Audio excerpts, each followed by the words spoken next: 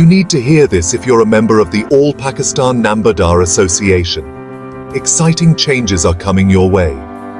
Today, we're thrilled to announce the appointment of Mr. Nambardar Kamran bin Zahoor Qureshi as the new Chairman and General Secretary of the Rawalpindi Division of the All Pakistan Nambardar Association. Mr. Qureshi brings exceptional leadership skills and a deep commitment to our mission. His dedication makes him the perfect candidate to lead us into a new era of growth and excellence. From all of us at the association, please join us in congratulating Mr. Qureshi on his well-deserved appointments.